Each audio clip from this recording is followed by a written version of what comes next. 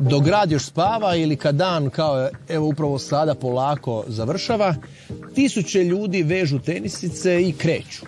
Svako sa svojim nekim razlogom. Rekreativno trčanje postalo je svakodnevni ritual. Što se točno krije iza te jednostavne navike? A za današnji trkački trening obukao sam se u Intersportu, super tenisice, trenirka, ispod fina majica za brzo sušenje i ova Energetics jakna. I ja sam spreman za 5-6 km ovako za kraj dana.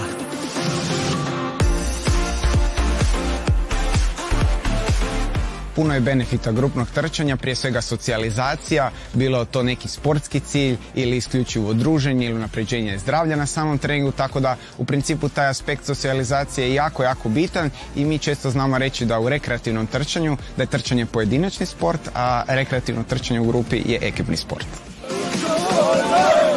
Pitanje trčaone je jedno zanimljivo pitanje. Ideja je proizašla iz nekakve moje osobne potrebe, kako to najčešće i bude. Ja sam se htio početi baviti trčanjem, imao sam nekih 28-30 godina i nisam se imao gdje priključiti. Dakle, nije bilo klubova koji su primali odrasle. I onda sam shvatio da postoji rupa u sustavu, dakle da nema organiziranih grupa koji će raditi sa odraslim osobama.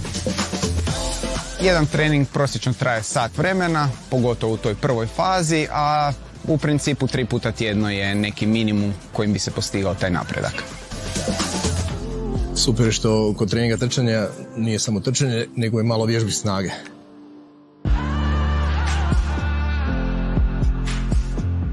Odlučio se baviti trčanjem u principu zbog stresa. Rješavanje stresa i to je najbolji mogući lijek. Doći tu, ispucat se. Prijateljica je rekla da ona ide na to trčanje i da idem s njom, da će mi to pomoći, bome je bila u pravu.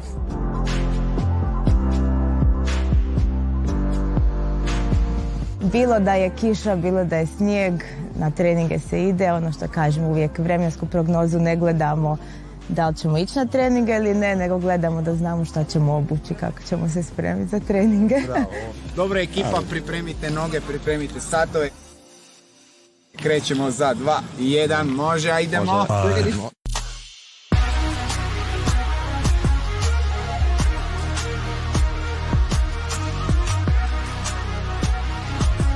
Trčanje je zapravo dobro prije svega, kao što smo prije rekli, zbog pristupačnosti, gdje se aktivira zapravo gotovo cijelo tijelo, znači od posturalnih mišića, mišića trupa, mišića nogu i imamo povoljan utjecaj na naše srce, pluća, odnosno kardiovaskularno zdravlje. Ili ima još puno, Papa Štrumf, a? Ima još puno.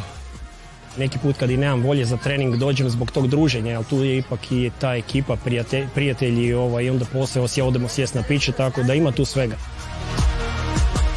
Dakle, vi onda odrađujete treninge i ne razmišljajući o njima, jer čavrljate sa osobama oko sebe, pričate, naravno, neobavezne su teme, ljudi se vesele, ljudi slave rođendane kod nas, znači, proslavi rođendan doma, dođu u trčaonu, proslavi rođendan u trčaonu, dakle, to je nešto... Bilo možda da su članovi trčaone svi pozvani u neke svatove, ali možda došli, imaš podatak? Bilo je toga, bilo je svatova, imamo i brakova, imamo i djece, svega imamo.